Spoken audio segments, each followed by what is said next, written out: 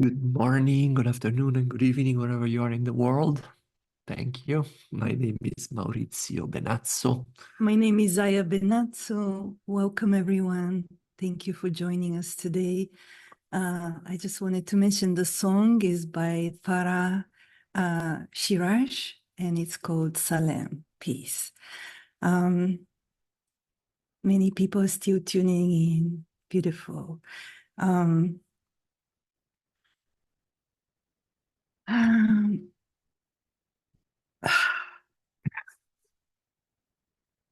We have to acknowledge that the situation is getting darker and darker with what's happening in Gaza as Israel is continuing to carry the relentless genocide in Gaza and now is escalating its extermination plan and the mass slaughter of 400,000 people trapped in northern Gaza. Now, 18 days, more than 18 days, there has been complete siege, no food, no water, no medicine, nothing that sustains life.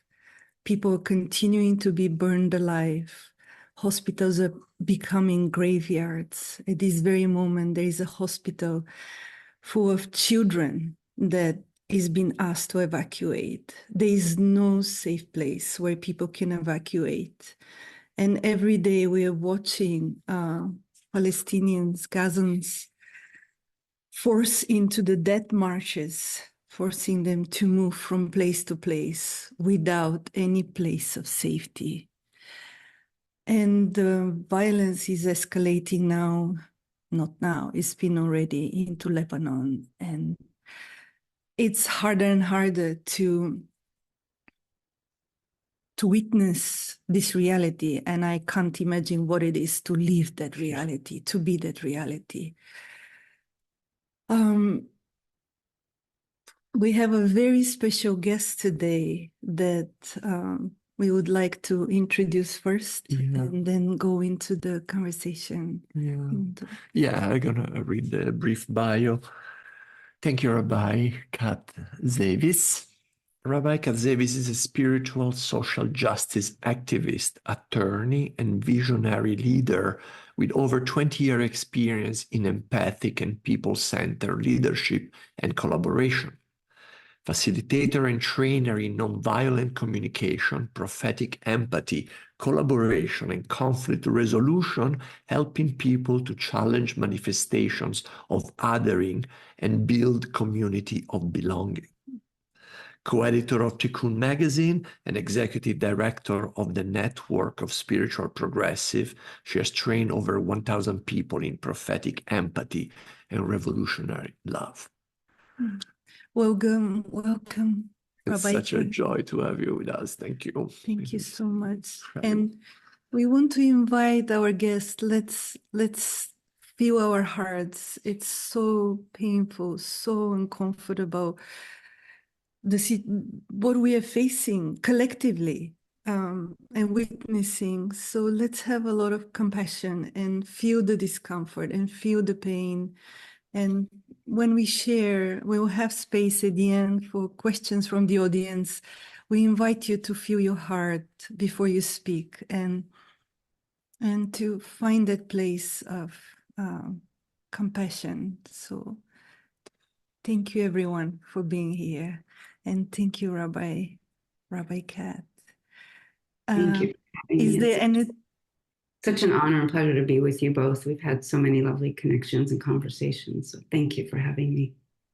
Thank you. Is there anything that feels alive for you to share at the beginning before we start with questions, or anything that feels present in your heart this morning? Hang on, I'm just gonna click that out of my view. Okay. Just reading, hearing what you said about what's happening right now, right? It's happening. We're here. Most of us are relatively comfortable, if not completely comfortable, and really a short distance away when you think of the universe as a whole. There's immense, unimaginable horror and suffering. And I feel it in my heart. I feel my heart really ache, and my eyes started to tear up when you were speaking and when I was just reflecting on what's happening. And so I just want to remind us all to take time during this call and during our lives right now to hold that tenderness of our heart and pause and notice. And one of the things I always like to say is, how do we expand our capacity to be, I used to say to be comfortable with discomfort, but maybe it's better to say to tolerate discomfort. The discomfort of things we're hearing or learning that we don't want to hear or learn, or that change our perspective of our history and understanding, or any of it, just to learn to be able to sit in the discomfort. Yeah, yeah. That is a practice that we've all been called to practice daily. Maybe just to start, I'm curious about your own personal journey. Were you raised with Zionist values? Was your family what tradition, what was passed on to you, and did you always have the view and the realizations you're sharing today? Thank you for that question. So there's a couple different ways I'll answer that. I was raised in a secular Jewish home that was Zionist. It wasn't as, I would say, it wasn't as Zionist as you're seeing in the movie Israelism. I didn't go to Israel as a young child. I wasn't indoctrinated in that culture in that particular way. But I was certainly taught that Arabs don't value life as much as Jews, and that Israel was a land for a people with a land without a people, for a people without a land, right? The typical. So I was certainly raised with all of that. I will also say that at 12 years old, I watched the television show Roots. So anyone of like our generations would remember that Roots. And at that time, right, there were like 4 TV channels. So it was on all the channels is my memory, and everyone was watching it. And it's a story of the enslavement of Africans and people brought here as slaves and human trafficked as slaves. And there was a scene in the show one night when, what's his name? Kunta Kinte is the character, was being ripped from his mother's arms. And he was about my age. Like he was probably a little bit younger in the show. You know, he's probably like 10, I was like 12. He was being ripped from his mother's arms and trafficked in human slavery to another home. And the whole family of him was screaming and crying. The mother and him are grabbing for each other's hands, and he's being ripped from her arms. And I collapsed on the floor and started screaming and crying, like convulsing and screaming at the TV. Why isn't anyone doing anything? I don't understand. And that was the moment in my life, I think, that led me on the path that I've taken my whole life. Because intuitively, I think at that moment, I thought to myself, not in my lifetime. I'm not watching this and being silent. And I've noticed that one of the things that's hard for me when I experience injustice or discounting of people's lived experiences, whether it's personal, right, or global, is when people are witnessing and being silent. That's as painful to me as the people enacting it, because it only happens because people witness and are silent. Yes, absolutely.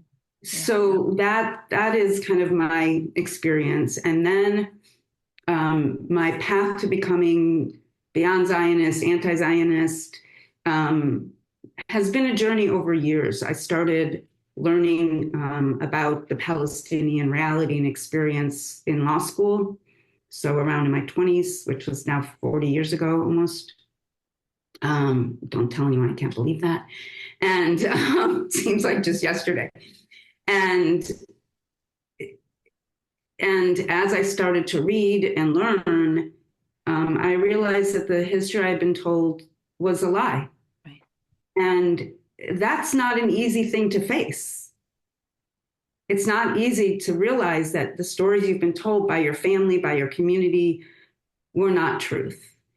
And I always bring this up because as we try to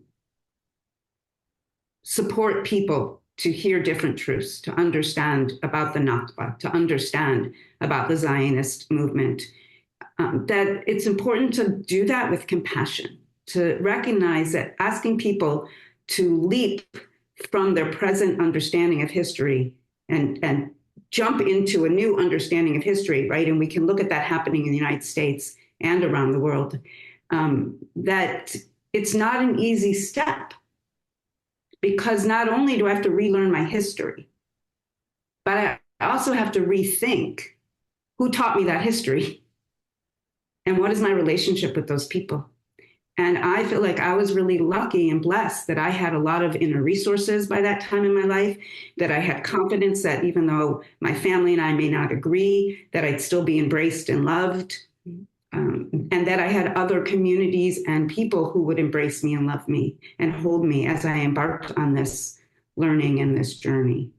So it's important to me that we remember that that ask, if you will, that push that is important to do it needs to be held in a container of compassion and empathy, so that when people are embarking on this transformation, that they feel like they have somewhere safe to land, that they're not just jumping off a cliff and free falling, because they won't do it. No one would do it. Why would you do it? So it's been decades. I mean, I will say that recently, especially when you've been taught that your safety depends on the existence of Israel, like that's so deeply ingrained in the identity or in the right. Or when you're taught that those other people are out to kill you. Yeah. Yes. Right. Even if you're, like I think I was always taught like I could go to Israel and be safe. It never made sense to me. And certainly today it makes no sense. But yeah, we could go there and be safe. And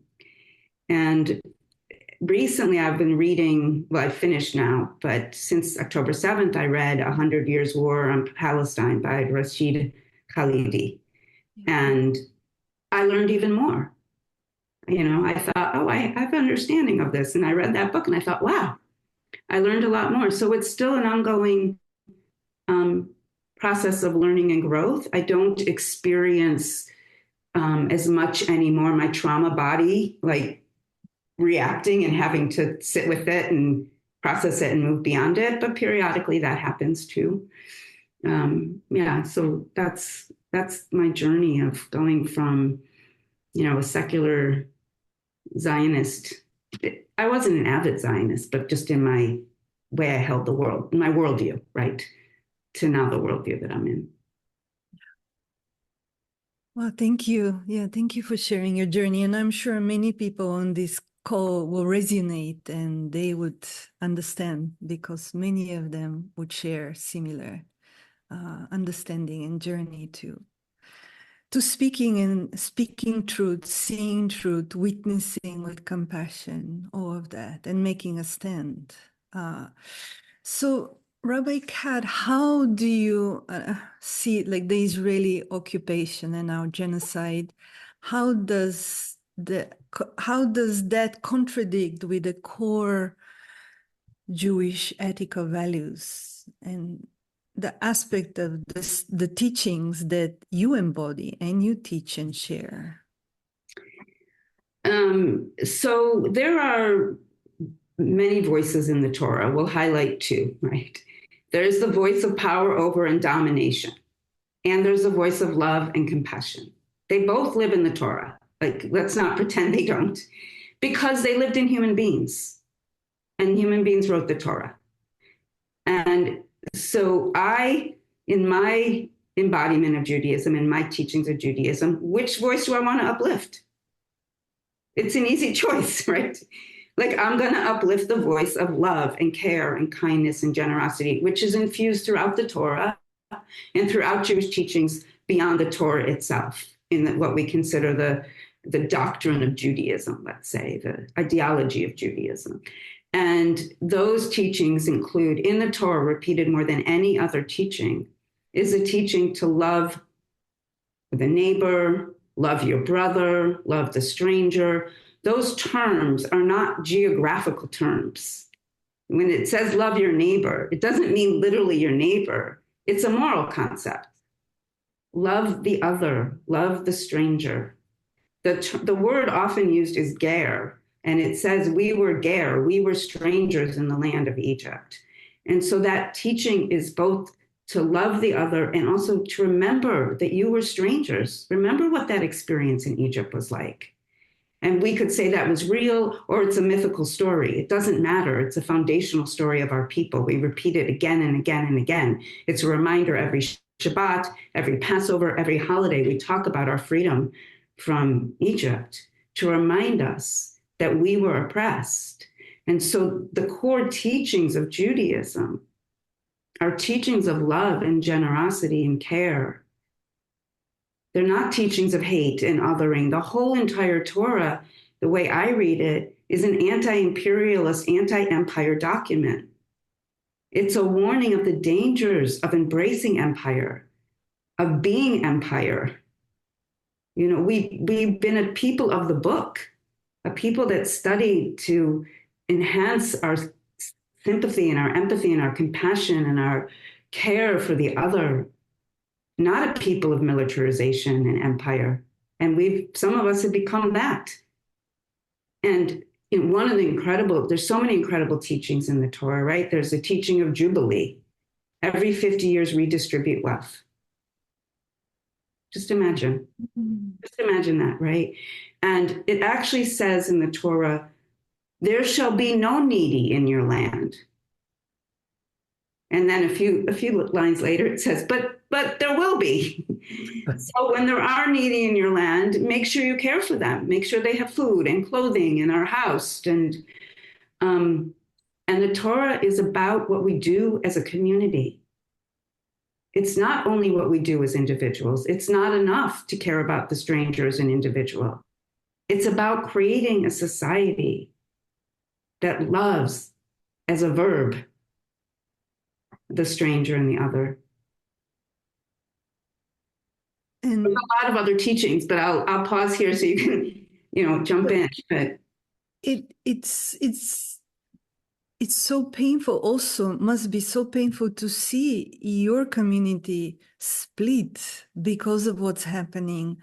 And yeah, if you can speak to that, because there's so many Jewish people that are seeing the truth, that are speaking the truth, they're standing for justice, especially young people here in the US. We see what's happening to them. And yeah. And that kind of from within falling up, not falling apart, but cracking the separation from within. It's exactly, again, contradicts the teachings, the core teachings of community and standing together. Yeah. Judaism has faced many crises throughout our history, and yet we still survive as a religion and as a people. And both have faced oppression, anti-Jewish hatred. The religion itself has been attacked and challenged. And this is another one of those moments. And what I like to say is we have a choice. As a people and as a religion, we have a choice. We can choose to be a blessing or a curse. That's the choice. The Torah says that. Will you be a blessing or a curse? And when you read it in the Torah, it says, people often read it as, well, if you're a curse, these things will happen. You'll be kicked off the land. You will starve. You will eat your children. I mean, it's really graphically horrific. Your children. It's horrific. It's just terrifying to read. And then if you're a blessing, you'll be abundant. You'll have the land. You'll have abundant flow of milk and honey. You'll have everything. You'll reproduce. And the way I like to think about it is that the consequences of being a blessing and a curse are the consequences. So being kicked off the land or being a blessing or having the land are the consequences. So what then is the blessing and what then is the curse? The blessing is standing in and aligning yourself with the morality and ethics of our Torah. The curse is losing your way. The blessing is walking in God's path. The curse is not doing so and turning your back to it and turning toward idolatry. So we have a golden calf today. It's the golden calf of possession of land. It's the golden calf of Zionism. They don't embrace the values. If they did, that would be something different. Then it wouldn't be a curse. But this split in our community is painful for sure. It's heartbreaking. And it's in the Torah. Those two voices are in the Torah. It's in the world. It's within us. It's right. I'm sure at times you move toward fear. I know I do. Yes. Right. I move toward fear and I think, oh, if only I had power and domination, I could control the situation. No. It's not how I want to learn to control the situation.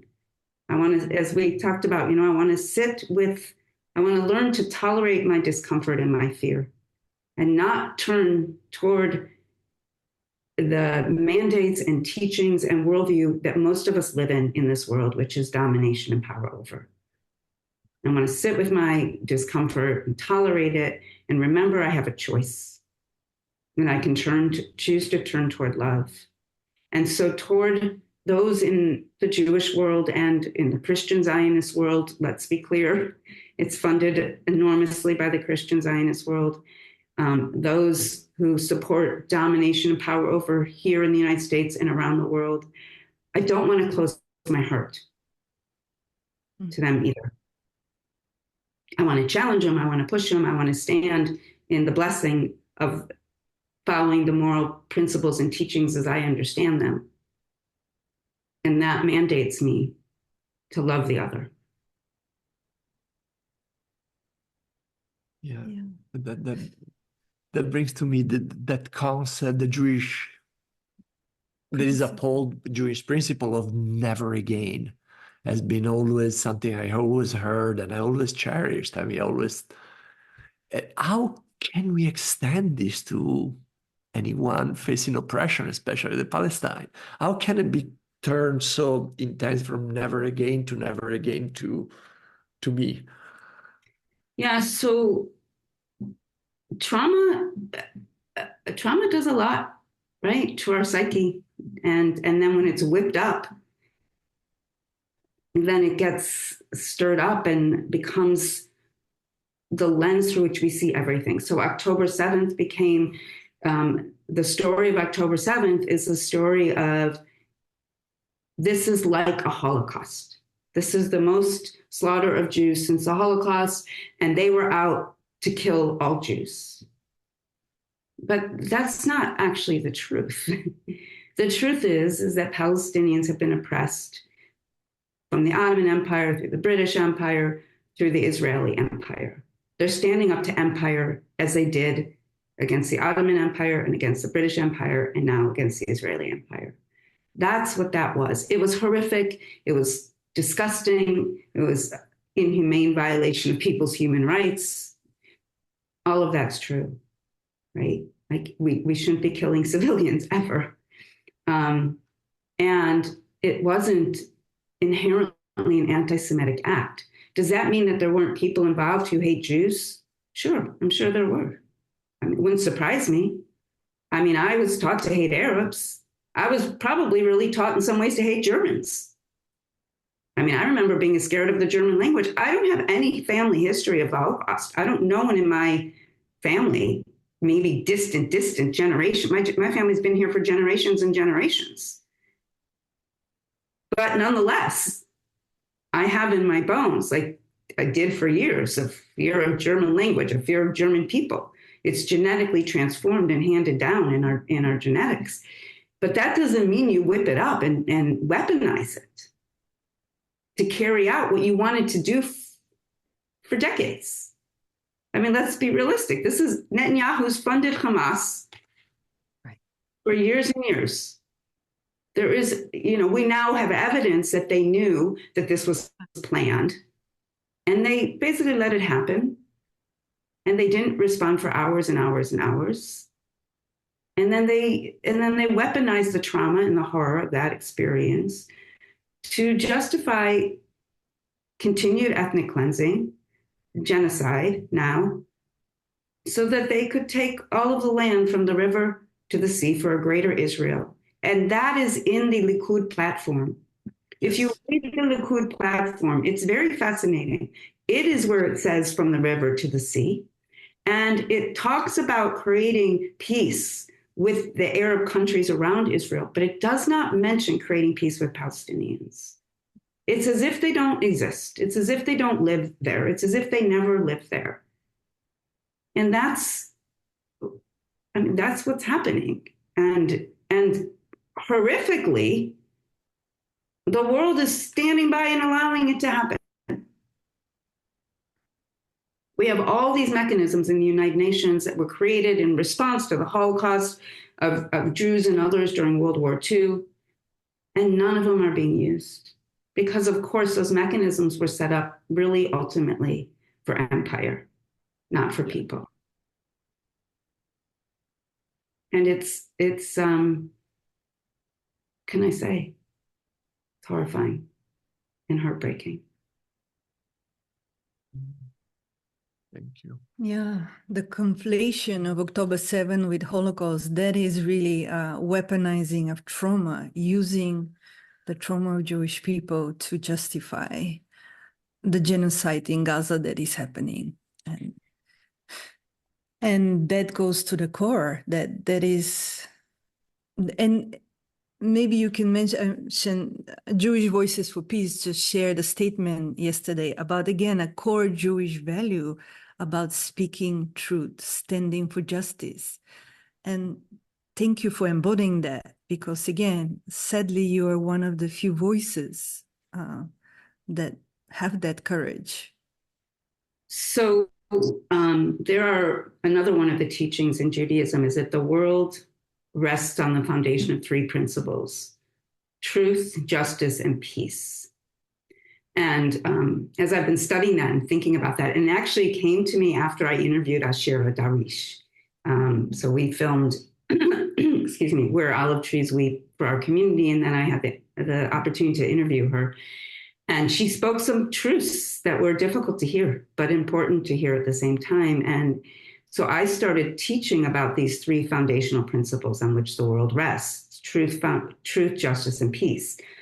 And when I originally read that and thought about that, I thought, oh, right, there's three pillars, and you just need all three. But when I think about it now, I think about the fact that you need truth first. You actually need to understand and hear truth and know what the historical truths are. Because without it, how can you build peace? How can you build justice? How can you even begin to understand what justice is and make the reparations and repairs and rebuild society without truth? You can't. I mean, that's why there was a truth and reconciliation process in South Africa. You need the truth first. And so Israel knows that, because they are suppressing any voice that can speak the truth. The killing of journalists. I mean, come on. That is the first thing that they're trying to kill, is the truth. Of course. So there's the truth, then you can get to justice, and then you can get to peace. Right. Yeah. Right? We always chant, no justice, no peace. And it's a cute little chant, but now I'm like, actually, like we all know there's truth in that, right? Like that's real. But when you really think about it, you can't get to peace without truth and justice. So then what does it mean? What does it mean to speak truth? How do we do that? What does that look like? And there's some wonderful additional teachings in Judaism about this. Judaism, I love Judaism for these things. You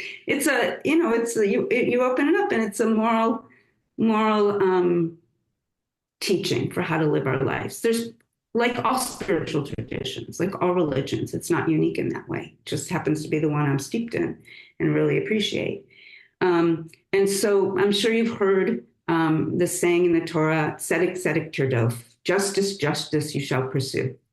Well, in our in Aramaic, the term tzedek is translated as kushta kushta. Kushta, kushta, kushta. Kushta means truth. And Onkelos, this Aramaic translator of the Torah in the 1st or 2nd century, translates it to be truth, truth, you shall pursue. And then Zechariah, one of the prophets, talks about speaking truth. And so the JVP Rabbinic Council, of which I'm a member, I did not participate in writing this. I gave some feedback, but it's a beautiful document. It's very strong. And it talks about the fact that we need to speak truth. And so it names the truths. This is a genocide. This is ethnic cleansing. This is, forced marching. This is rounding up men and boys. This is bombing refugee camps during Sukkot, for heaven's sakes. I slept out in my sukkah, a structure, a temporary, gorgeous structure that I have the luxury of creating in my yard. And, with a very temporary roof that, if it was raining, I would have gotten soaked. Fortunately, it wasn't. And we sleep in these, and we live in these for 7 days to remind us of our days as refugees, to remind us of our wandering in the desert, to remind us of the fragility of life, to instill in us in an embodied way the empathy so we can connect with unhoused people throughout the world, with refugees throughout the world. And what did Israel do? They bombed refugee tents that they forced people in and burned them alive. And the IDF gave Sukkot kits, if you will, for soldiers to build in Gaza. Oh, God.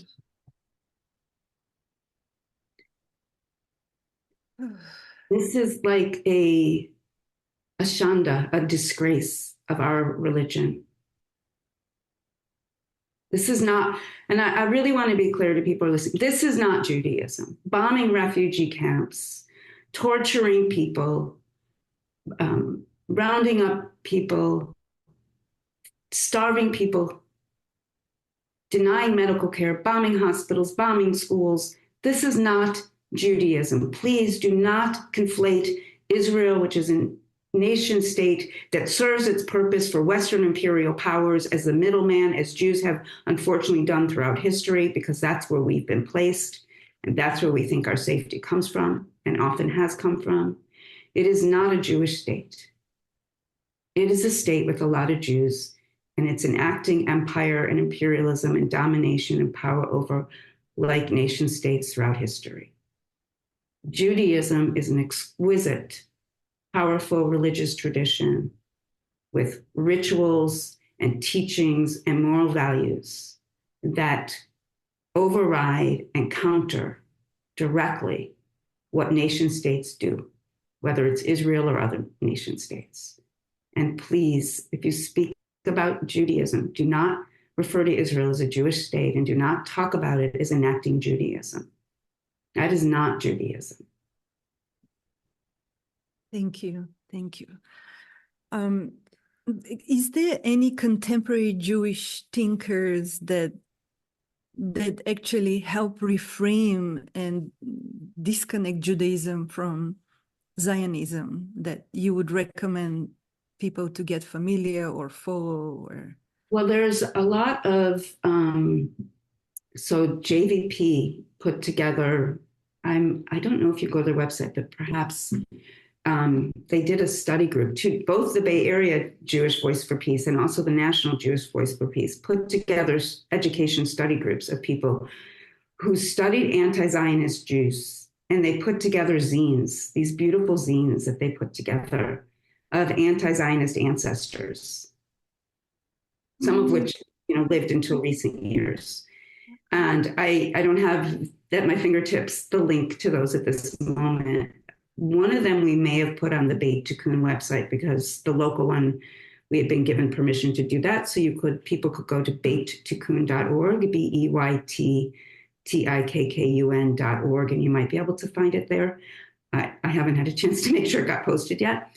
And so there's a lot of anti-Zionist ancestors feminist, Arab Jews that have been opposed to Zionism as a nation state. So I want to distinguish, if you will, between the political project of Zionism or the nation state project of Zionism and Zionism as a cultural, theological, ideological perspective or worldview.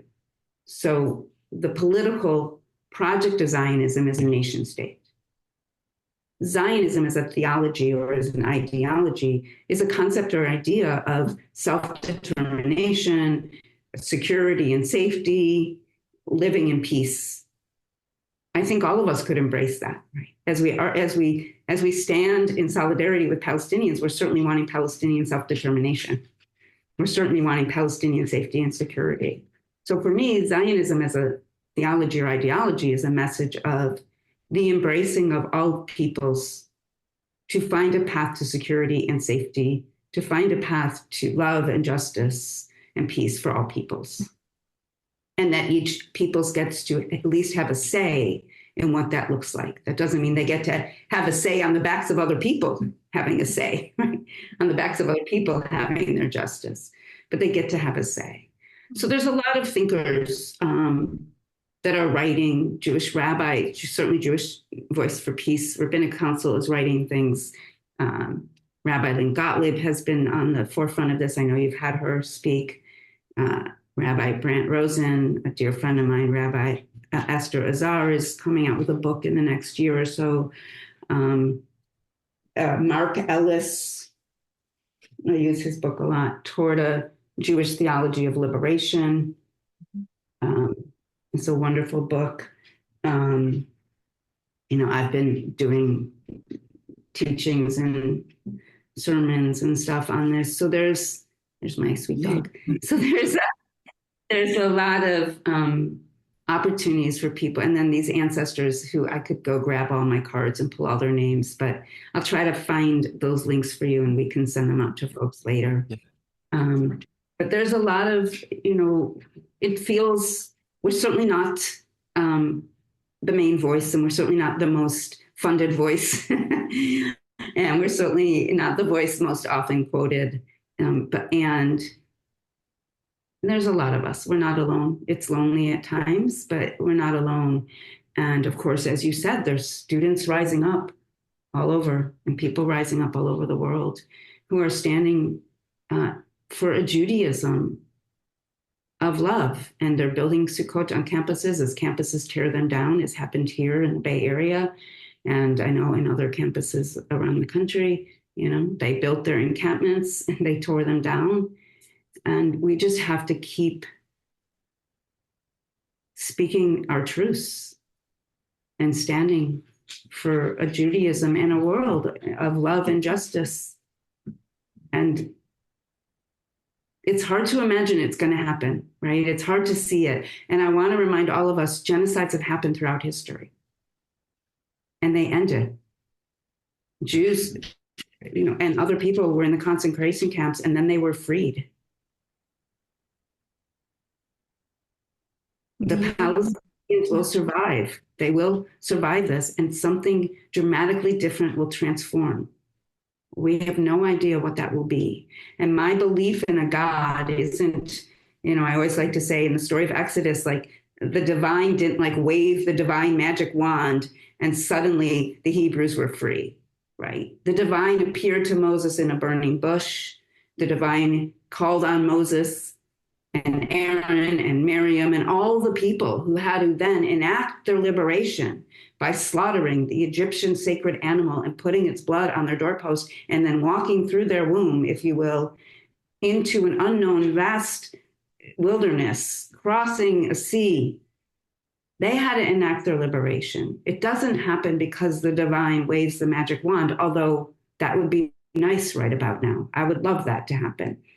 But what happens is when we start to enact our liberation, which of course is all of our liberation, Palestinian liberation isn't just Palestinian liberation, it's Jewish liberation, it's Israeli Jewish liberation, it's all Israeli liberation, it's all people's liberation, as people have named so clearly.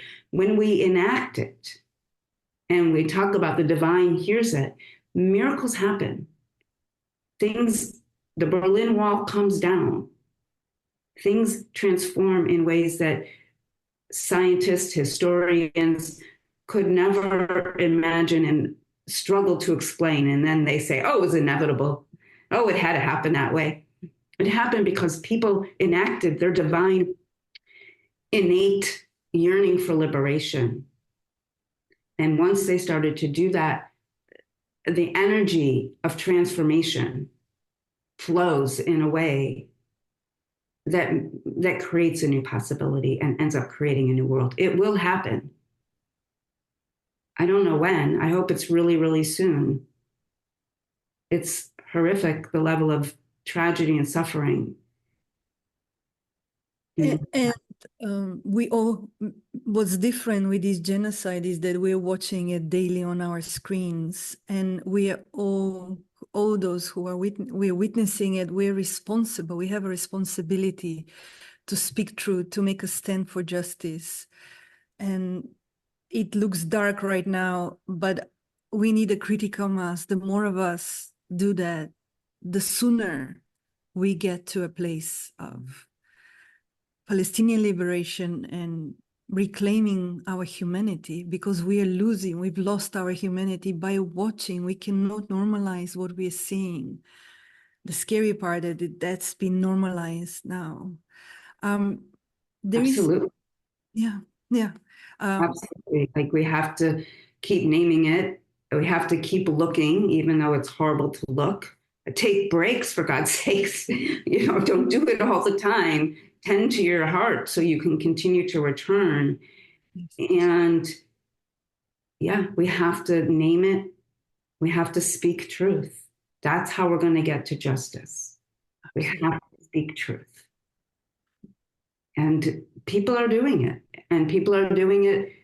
I mean, students are doing it in the face of being doxxed, being kicked out of school, potentially ruining or threatening their careers and their future. Like, it's right. That's a miracle right there. That's such an incredible blessing. I mean, look at what they're doing. There are rabbis who are speaking out who have lost their jobs. There's Jewish educators who are speaking out, who are losing their jobs. And I want to say, like, if you know people who are doing that, fund the organizations.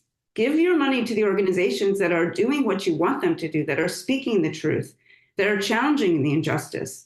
Because our organizations, we're not going to get money from legacy Jewish organizations, right? We're not going to get the funding from empire, however that manifests, right? We're going to get it from all of us, collectively building community together. Yeah. So just to mention what you said earlier that I didn't hear, that there is an article in The Guardian of 2000 Israeli calling for international help, for support. So that's a new voice that is rising. Yeah. Let's also recognize that. Yeah, because Israel's not going to end this on its own. The level, when you read about what's happening in Israel by various people who have been writing about it, Gideon Levy, Amira Haas. I mean, all these, many people who have gone back and visited, and they're like horrified and shocked at the level of people's trauma and how it's then manifesting. Like, sadly, many Israelis are okay with what's happening. Most of it. And so we need outside pressure to come in. And they're not okay. I can't imagine they're okay, but they must be so numb or so brainwashed. They don't see the news. They don't know, right? They don't know. They're completely. They don't know. They're not being shown the videos that we're watching. No. And some people are choosing not to see them. The fear has been weaponized. The existential fear has been weaponized and used. Right. I mean, like we said, right? Trauma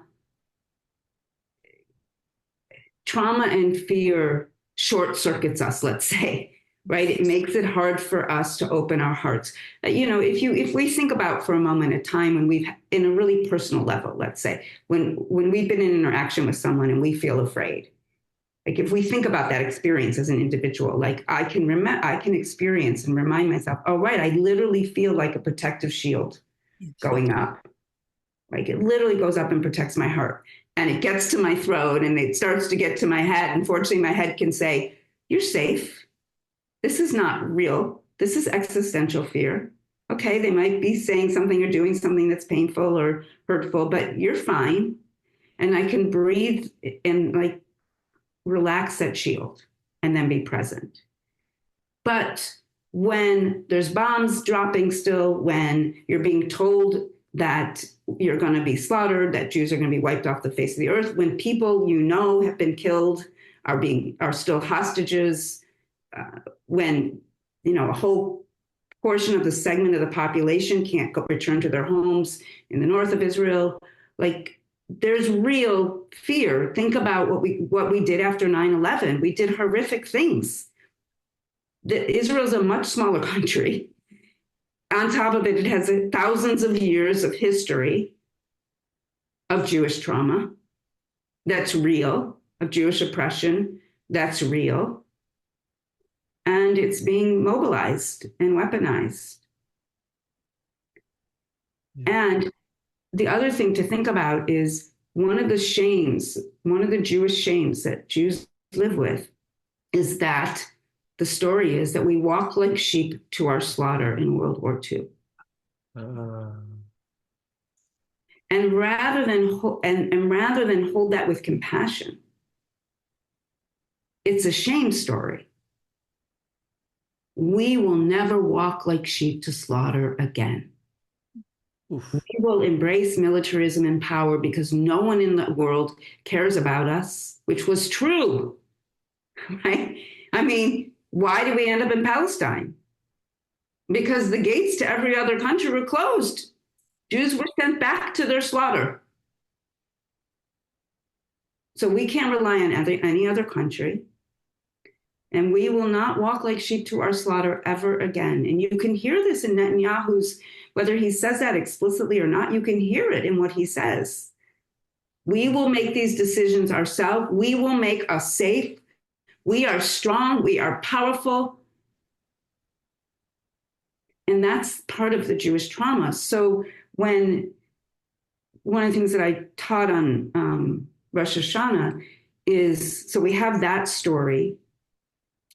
And when we see the Palestinian, in the face of the Palestinian, we see both the Nazi Germans, right, who slaughtered us, because we've projected that onto them, particularly after October 7th, with the story that they're just trying to commit another Holocaust of Jews. That was already enacted in 1948. Right. Right. Yeah. Right. So we see that it's whipped up even more. Yeah. It's whipped up even more today. So we see that, but what else do we see in the face of the Palestinian? We see in the face of the Palestinian the resistor, the one who's not walking like sheep to the slaughter, the one who's standing up and fighting back. And so we have to slaughter, if you will, both the Nazi Germany in the Palestinian face and the shame of ourselves. Our own shame in the Palestinian face. Wow, I never heard this way. I never heard this way. The shame of being slaughtered like sheep. I never. It's like it's another. Wow. And so we have a lot of healing work that we need to do as a people, and it's not going to happen right now. And that's why 2,000 Israeli Jews and Jewish human rights organizations have called upon the international community to step in. Because it's true, Israel's on a brink, right? Like it's not going to survive in this. I mean, if you believe the story of the Torah, we'll be wiped off the face of the earth, or at least off the land. And I certainly, I don't want that. I want there to be a place where People are living in solidarity and love and peace with their neighbors. And that existed before 48, before the political rise of Zionism within the political project of relocating, traumatized people on the backs, literally on the backs and lives and homes and lands of another people. Yeah.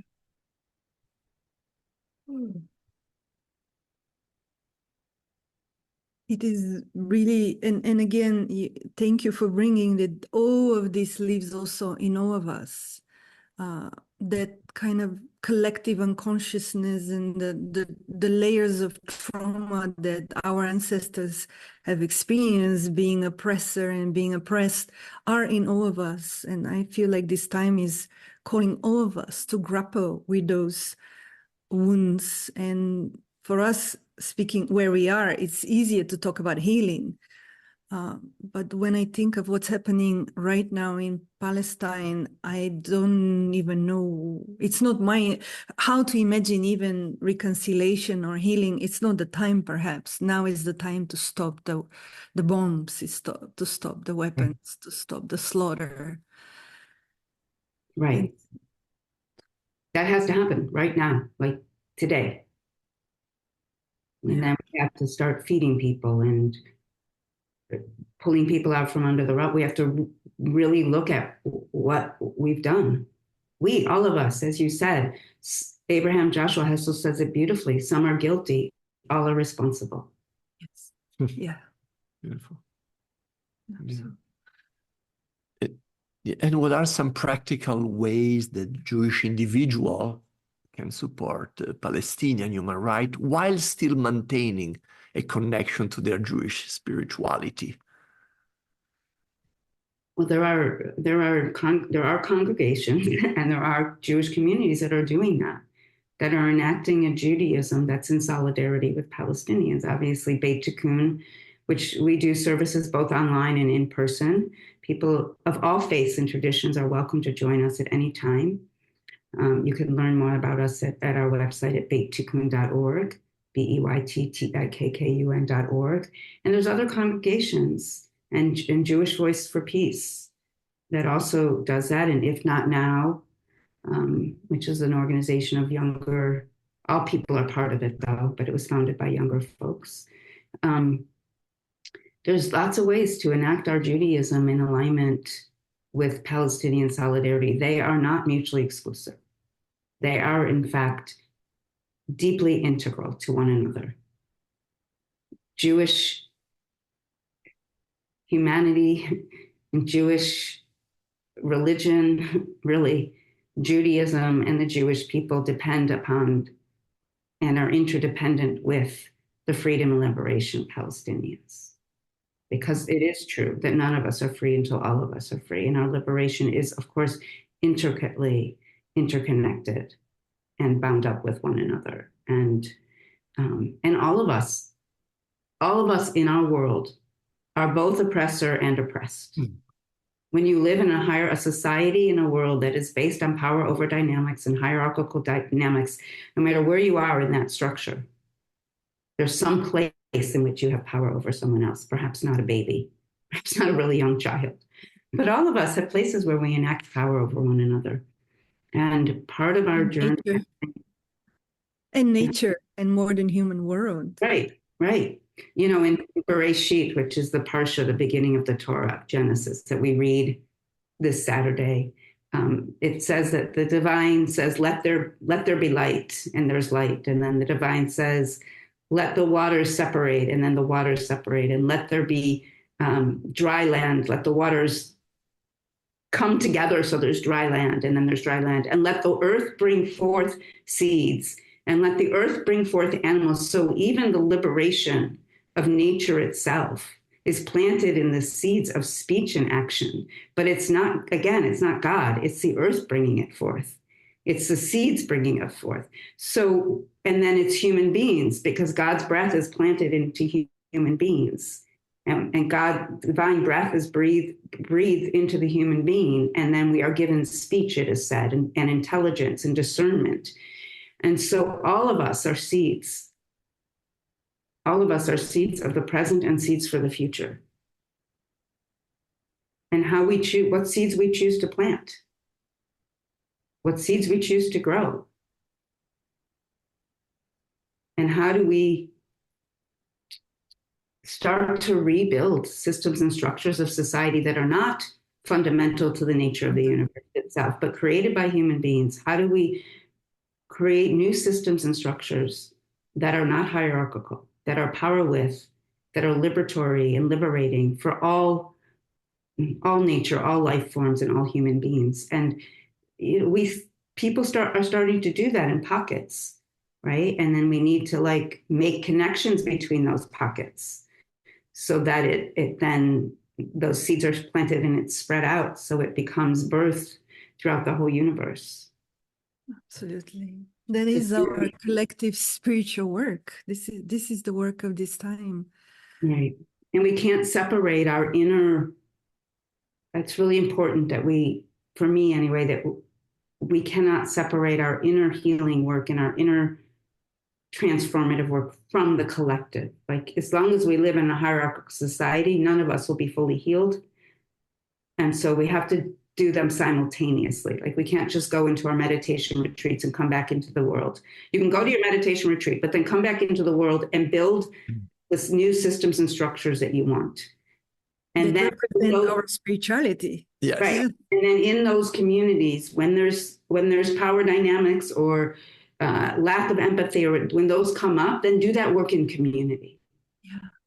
Don't, take a breath and get your own work, but then come back and do it in community so that you're really building the world that you want, that we all, and let's not forget, everyone here, however many people, hundreds of people, and everyone, vast majority of people around the world want a world of love, of care, of kindness, of generosity, of justice, of liberation, of peace. That is the vast majority of people. So let's hold on to that. For sure. Absolutely.